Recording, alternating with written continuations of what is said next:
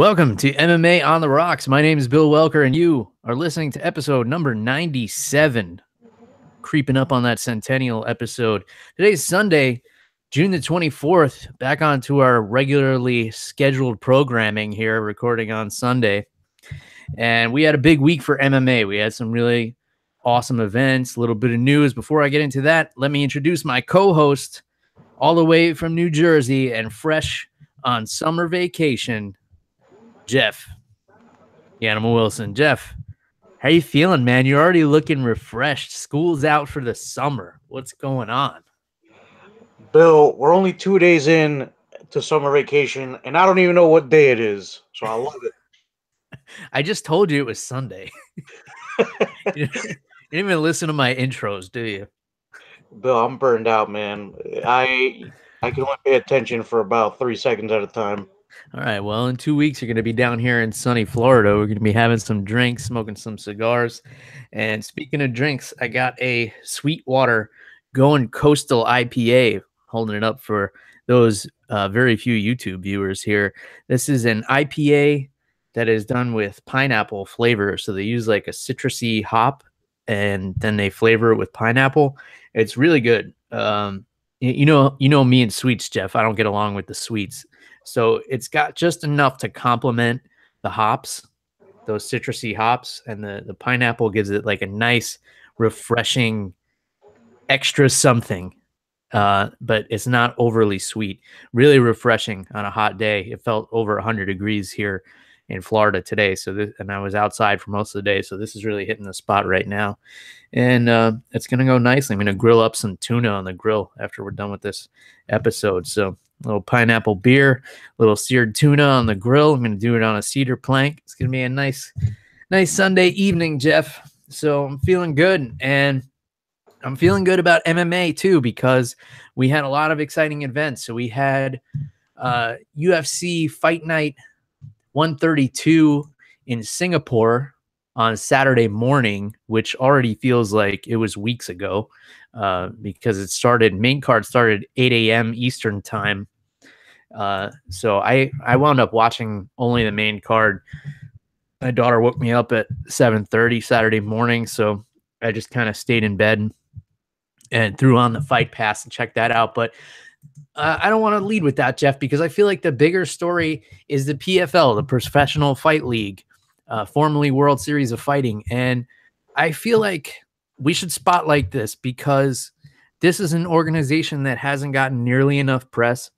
I'm a big fan of the system they put in place here for MMA. I feel like it could change the game. And I think it's a really entertaining structure they have. So for those who don't know, the PFL has started a tournament-based MMA organization. So they have 6 weight classes, and each weight class is set up into a tournament mode. And the winner of the tournament wins $1 million. Now, there are a few extra rules. It's not just a straight bracket tournament. It's a point system. So if you finish a fight in the first round, you get 6 points. That's the most amount of points you can get. If you finish a fight in the second round, you get 5. And if you finish a fight in the third round, you get 4. If you win a fight by decision, you get 3 points. If you do not win the fight, you get 0 points. What I really like about the point system is it really gives an incentive for the fighters to fight in a more exciting fashion, because if you have a game plan against an opponent where you just want to ride out a decision, which, isn't wrong. I don't disagree with fighters ever doing that. And I've been very vocal about that in the past. But if you're in a division where other guys are finishing fights in the first round, you know that you're not going to get enough points to win that $1 million prize by just beating guys by decision. So it really gives that extra incentive. The other thing that I really like that they did, Jeff, so Efren Escudero, who is a UFC alumni, he fought on this PFL 2 card, and he missed weight by 4 pounds, I believe. 3 pounds if you consider he was allowed to be 156. So he came in at 159. They said, win or lose, you do not qualify for any points towards $1 million prize. And you have to give 25% of your fight purse. I don't know what his purse was for this card.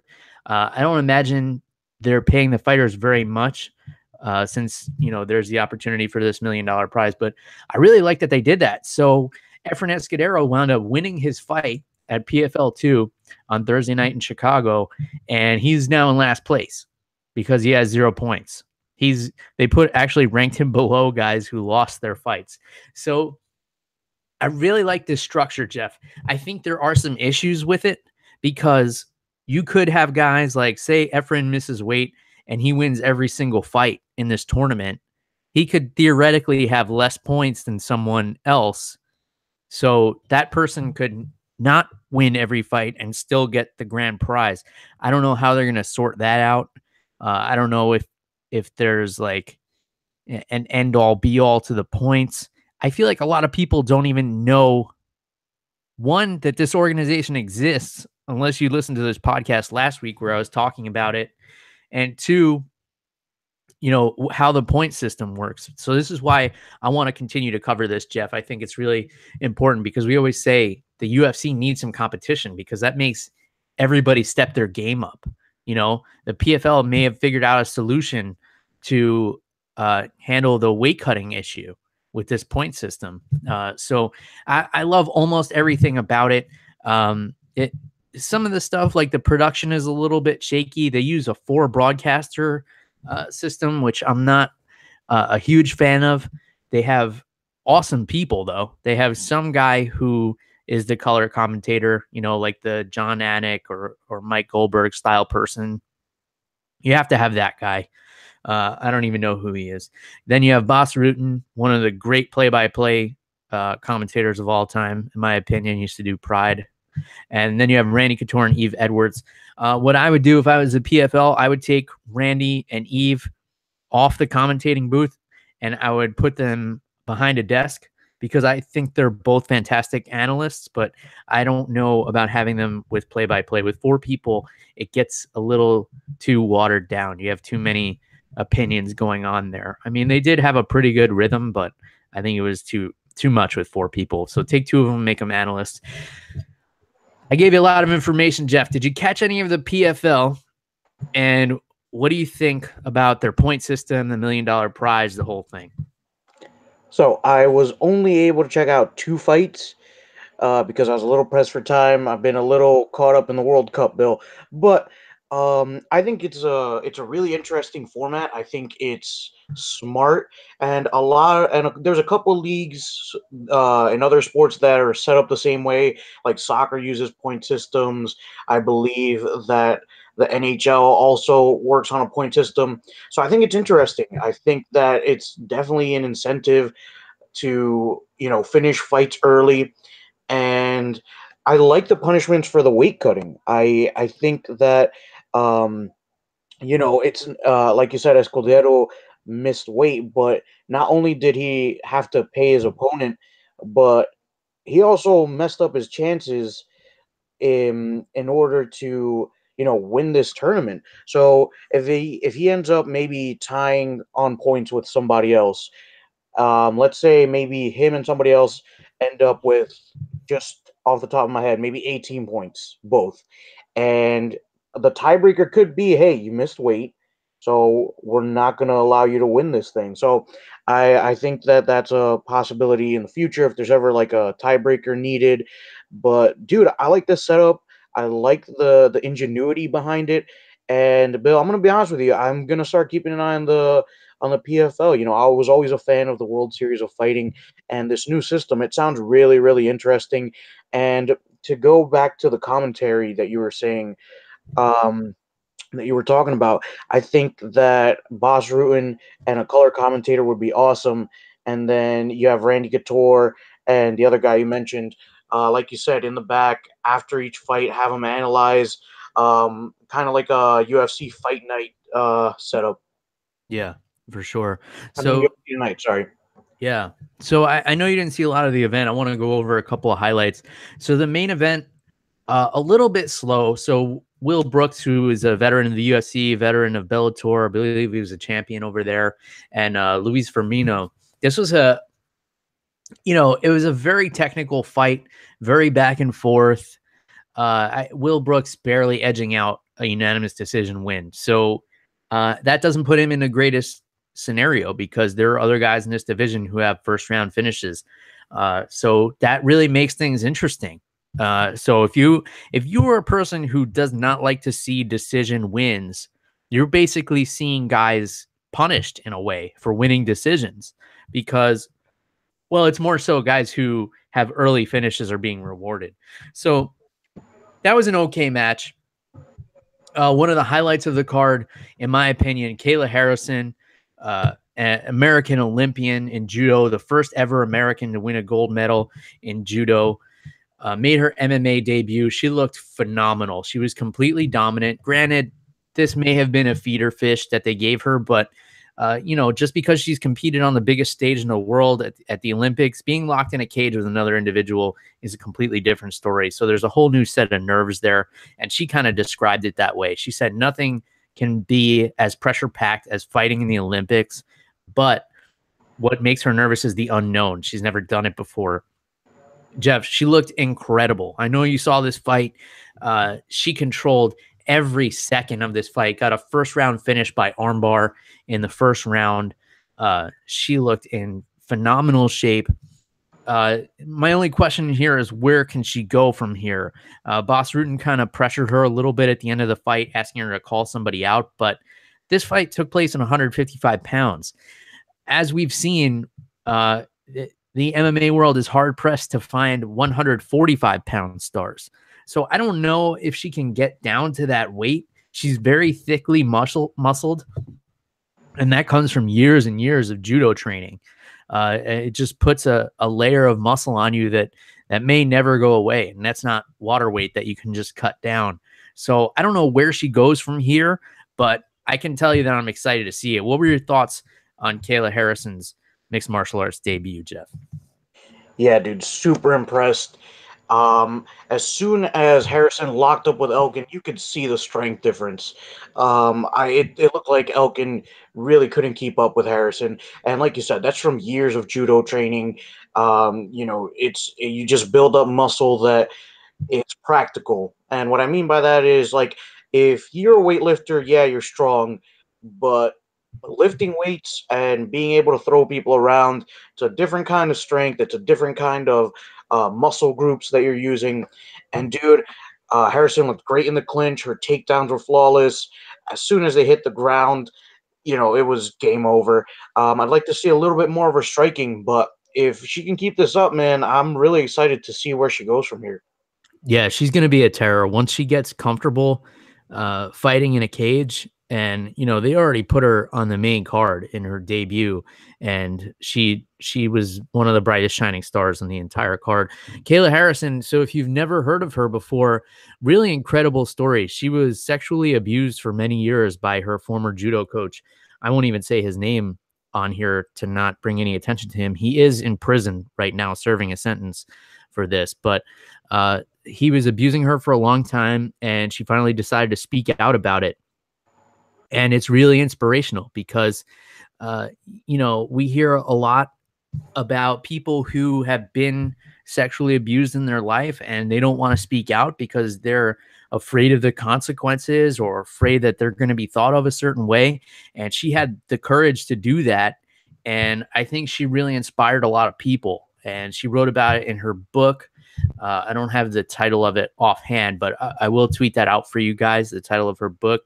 It's on my list of things to read as well. Just such an awesome story, how she can overcome that and become an Olympic champion. And now she's starting a new chapter of her life at only 25 or 26 years old. I'm really excited to start following her career, and I hope that there's a bright future for her in MMA, and I'm pretty sure there will be. So some other things to note on this PFL card. There was a controversial stoppage in the Efren Escudero fight. So not only did he miss weight, he was losing his fight to Jason High. In my opinion, Jason High was winning the first two rounds. In the third round, Jason High got caught in a guillotine by Efren Escudero. And Jason High was doing everything properly. He was stacking up. He was tripoding to lean into the choke, and he was trying to hand fight a little bit. What he did was he was basing out with his hands, and he reached in to hand fight and realized that Efren's hands were locked on the other side, and he reached his hand back out again to base out, and referee Josh Stewart called a stop to the fight. And Jason High was furious. He put his hand on Josh Stewart, which is totally unacceptable. You can't do that no matter how pissed off you are or how stupid the decision was. Put his hand on the referee, and it's not the first time Jason High has done this. So he's probably doubly fucked if the commission wants to take action against him or enact some kind of suspension. He also left the cage and knocked over a bunch of chairs, had a little bit of a tantrum. So it's not looking good for him. I understand that he's really frustrated, but one, it doesn't help with his appeal because the athletic commission reviewed the tape and they agreed with Josh Stewart that he did tap, even though he very clearly did not. Anybody who has ever trained jiu-jitsu or watched any amount of MMA and reviewed this tape would know that Jason High did not tap out to the submission. But that's how it's going to go in the record books. Efren Escudero gets the win. He gets no points towards $1 million prize since he missed weight, but he does get a submission finish on his record. And, you know, the commission is always going to side with the referee. I don't think I've ever heard a case where there's been appeal or a review and they sided against the referee. It's just kind of the way it goes. Jeff, I know you didn't catch this, but given this recap, what's your reaction to this situation with Escudero and High, the called submission by the referee, and then Jason High's reaction to it? Well, here's the thing. Refs make bad calls. It happens in every sport. This isn't the first time it's going to happen in MMA, not the last time it's going to happen.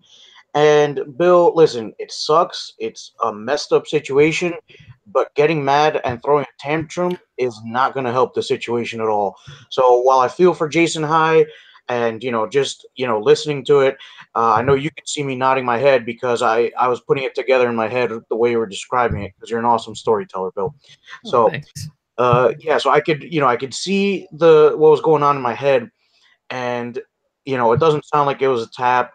And, this does happen in jiu-jitsu and in MMA where you reposition yourself. But like I said, getting mad about it isn't going to help. It's not going to help his look. And, you're not winning too many people over on this one. So if he needs a favor or if he has that ref call one of his fights again, it's going to be a tough situation. So not a good look. Yeah, especially when you're kind of like grabbing at straws in your career, so to speak. Jason High, 36 years old, so getting close to being too old for MMA. So he's had a run in the UFC where he was kind of hot and cold. He's been in there with Rafael dos Anjos. He's been in there with Eric Silva. He's been in there with high-level guys, and that seems to be where he falls short. So, but definitely a talented fighter, and he definitely had a shot at this prize, but you don't want to put yourself in a bad spot with the organization that's giving you a chance at this prize. I understand that he's really frustrated because he was winning the fight. So that's unfortunate. It was super lucky for Efren Escudero, but again, he may put himself in a situation where he gets to the finals of this tournament and he doesn't have the points to get the prize. I don't know how that's going to work out.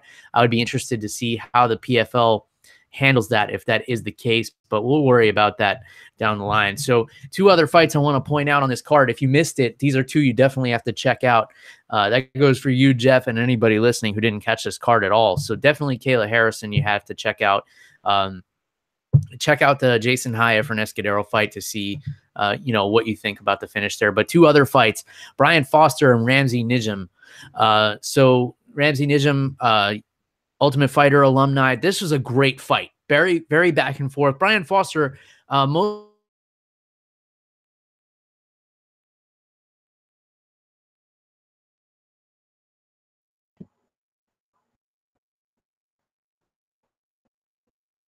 Bill, you still there? Bill, I think we lost connection, buddy. That one, Jeff. The other one I would say go back and check out Sean O'Connell and Hottie Marks. This was a really unique fight because Sean O'Connell wanted a chance to be a broadcaster. So he actually came in the broadcasting booth for the prelims, went back, changed out of his suit, and then laced up his trunks and got in the cage, got his ass handed to him in the first round, and came back with a TKO victory in the second round. It was a really exciting fight. I thought he was pretty much done for, but he came out in the second round, got the job done. So he got 2 jobs done. He broadcasted the prelims, and then he came out and he won his fight. So I know you saw the Foster Nijim fight. I want to get your thoughts on that, Jeff. And from what I told you, are you willing to go back and check out O'Connell and Hani Marks?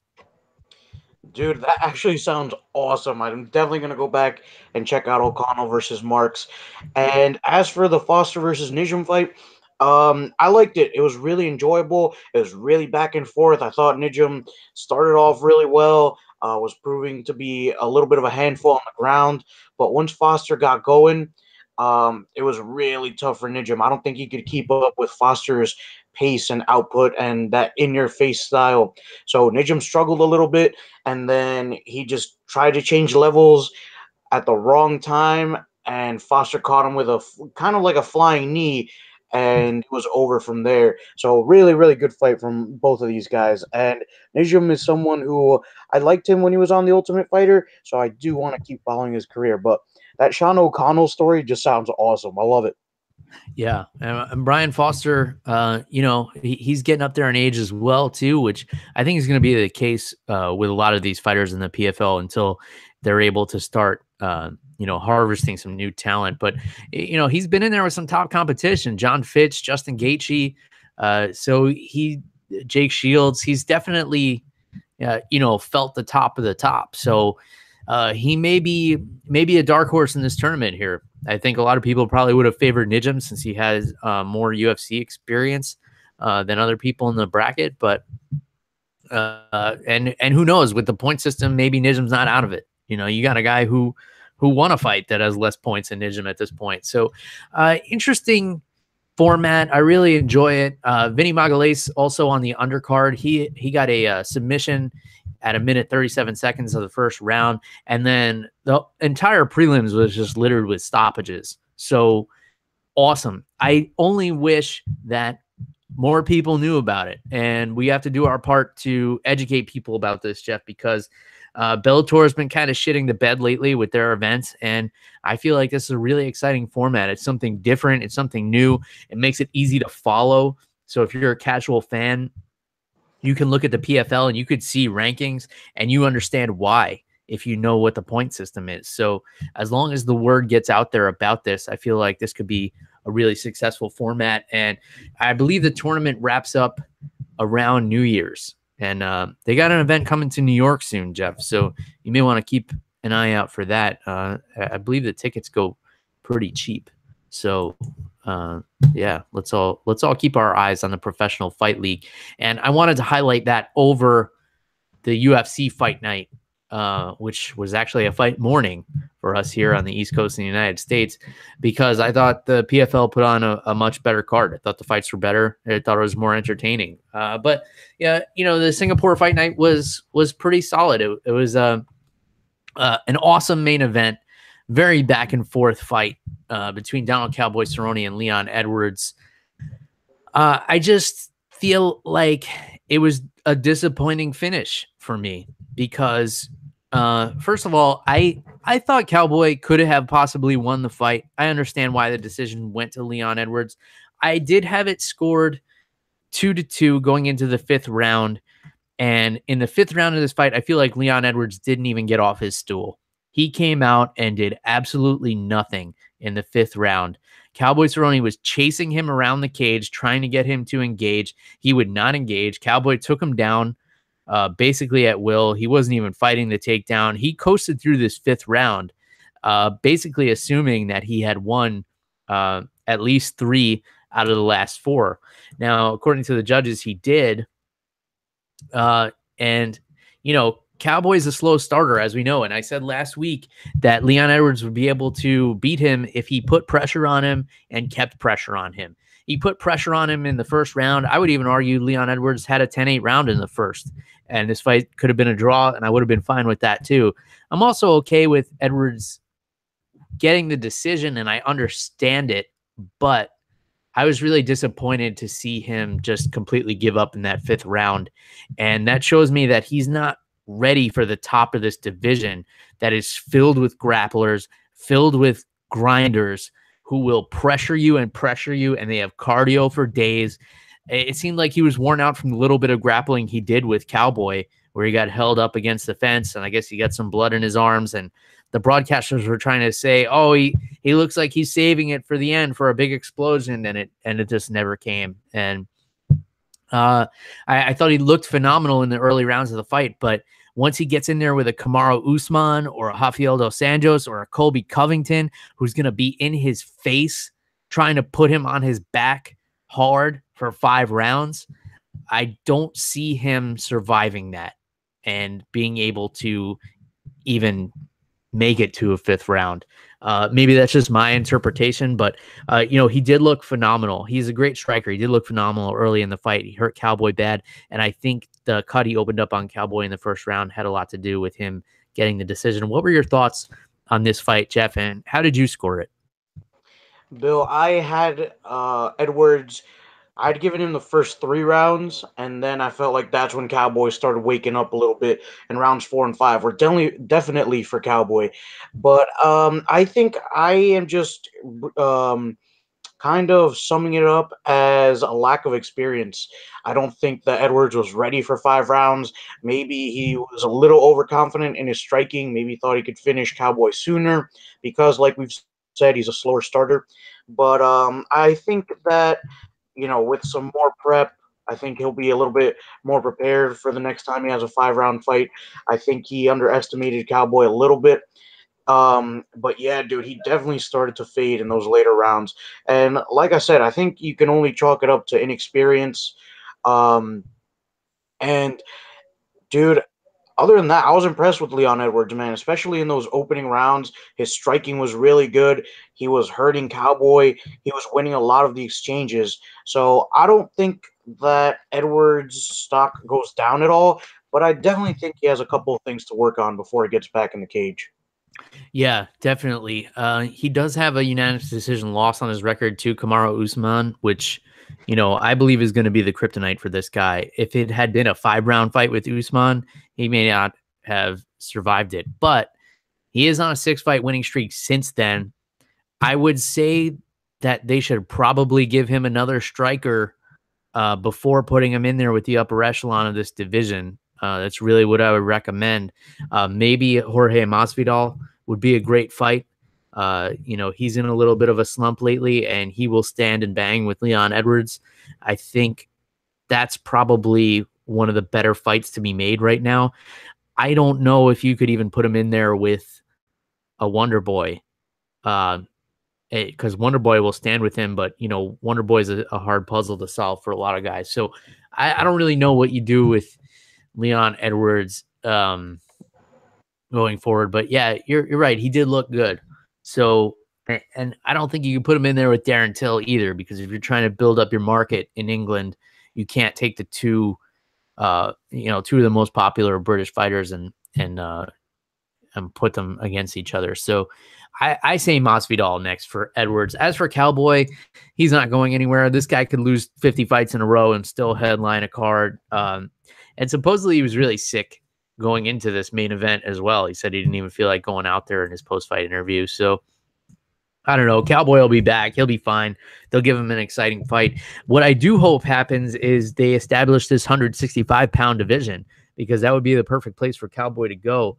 And you have a lot of other fighters that are asking for it. Most notably, Kevin Lee has been asking for it adamantly. And he most recently requested a title shot against GSP for the inaugural 165-pound weight class. I'm not opposed to this. I feel like they should space it out a little bit, maybe make 170, 175 instead, and then you have every 10 pounds, because 155 to 170 is a big jump. We talked about this a couple of months ago, Jeff, before they instated the women's flyweight division, where you had 115 to 135. Obviously, that's a much bigger jump, but you need another weight class in there. I think we definitely need probably a 195 as well, and then probably a 225. And I'm not opposed to creating these weight classes. I don't think it would be as watered down as boxing. I think every 10 pounds is perfectly fine. I'm even okay with eliminating the men's flyweight division because I really don't care to watch any flyweight fights.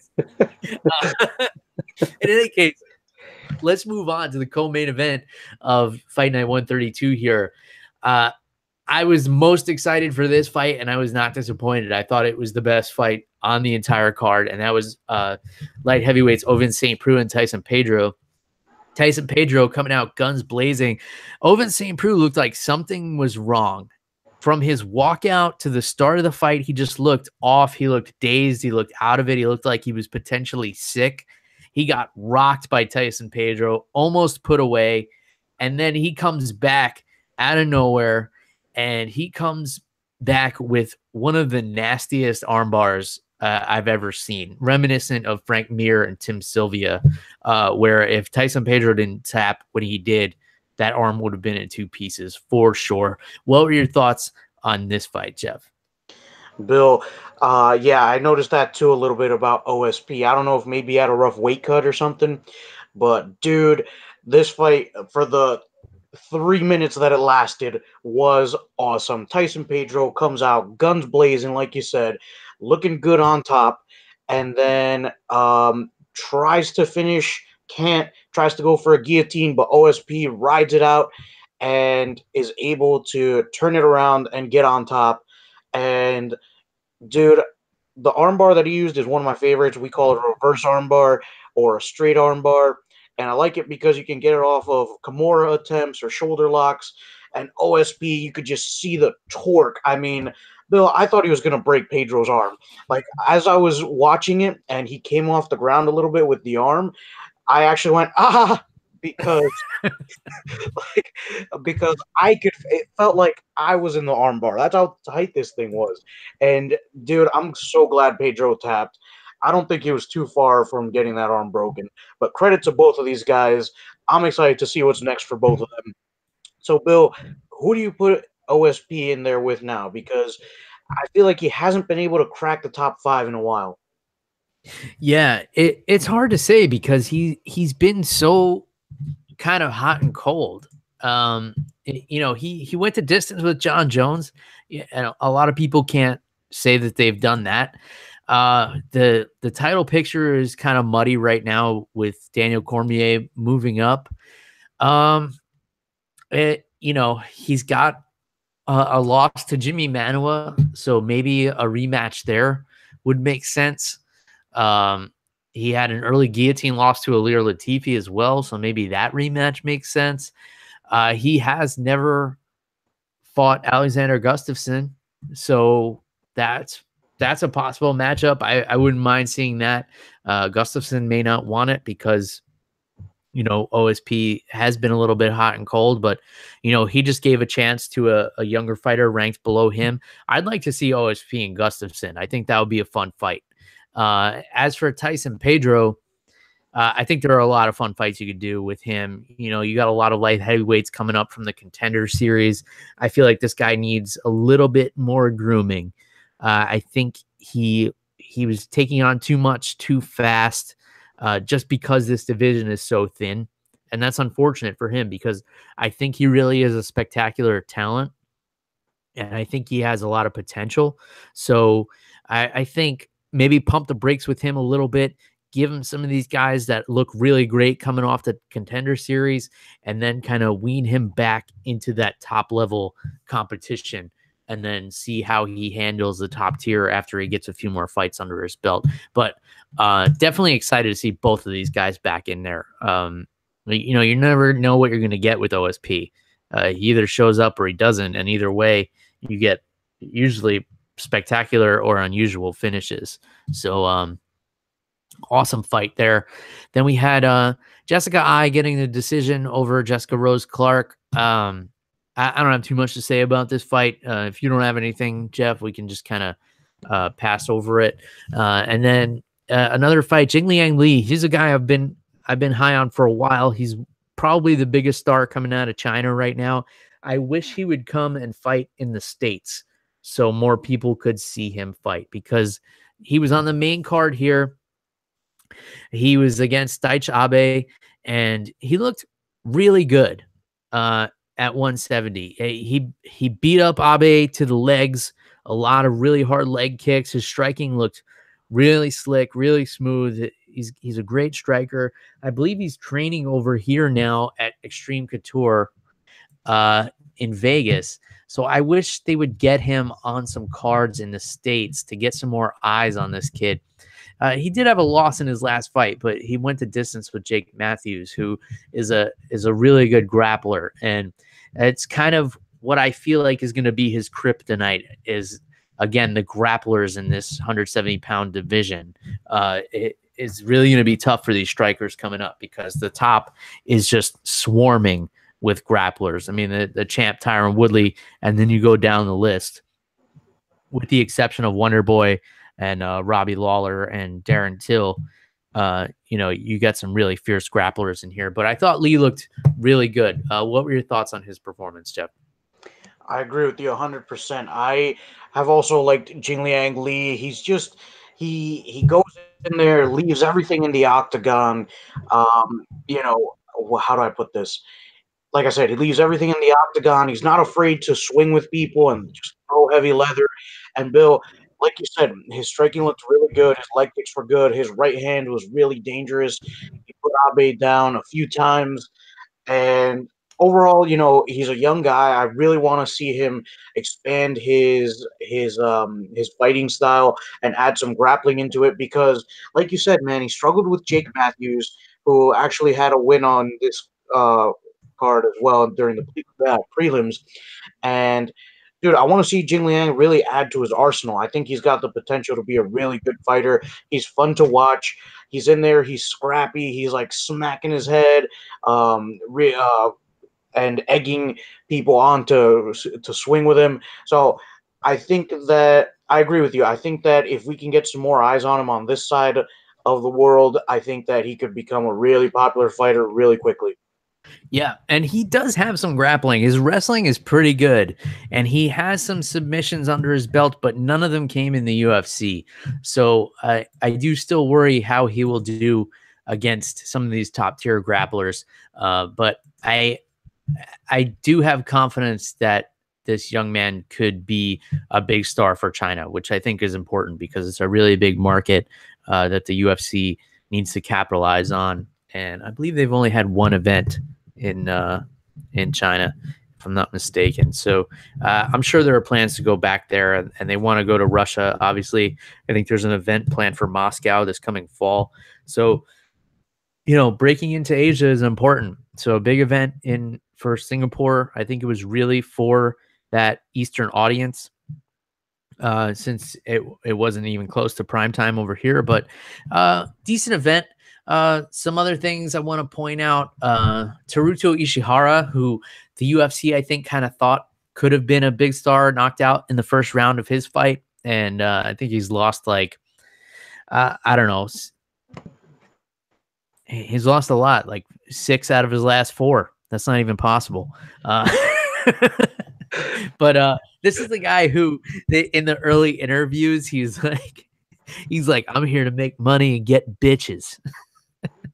And they had some really funny videos of him that they were putting out on the internet. But I think now if you Googled him, probably the only videos you'll see is him getting knocked out. So not a good night for Ishihara. And then a big knockout for Yadong Song against Felipe Arantes. Jeff, if Yadong had a song, how would it go? Oh man, Bill. Oh man, we're gonna have to give him a nickname at some point. Yeah, right. We call him. I don't know. We'll call him Cisco. Cisco had the thong song, and now he could be Yadong Song. But I think you've had a little too many of those sweet waters over there. I've had exactly one, Jeff. It is empty, but just one beer on the day. It's not the alcohol, it's my love of puns. As you guys know, if you've been listening for a while, every episode The title of every episode is some sort of pun. So if you're able to catch on to that for now, kudos to you. And if you're not, you can just go hum you a Yadong song somewhere. In any case, there were some other finishes on this card, a couple of split decisions. I didn't bother with the prelims. Nothing really jumped out of the page. If there's anything we missed that you think is really worth watching, please let us know on social media.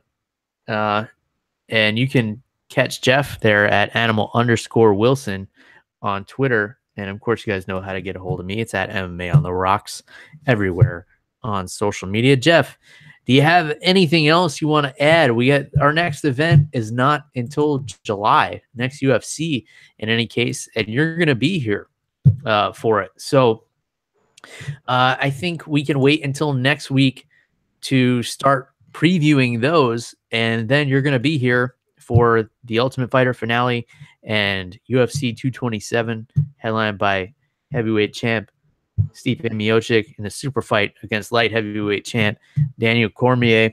Anything else you want to cover today, my friend? Yeah, just one last thing, Bill, because I will also be there for PFL 3, which is on July 5th.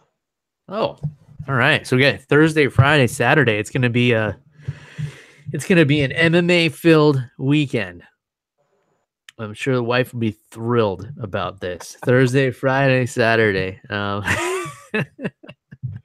going to have to do some preemptive baby time to make up for this. In any case, that's all we got. Check out some Sweetwater Going Coastal IPAs. I'm going to go check out a few more of these and fire up the grill. And we'll be back next week with the last episode before Jeff is here live in studio. And we got a lot of MMA to prep for that weekend. So we'll be back next week to start breaking all those cards down. So until next time, cheers, everybody. Goodbye.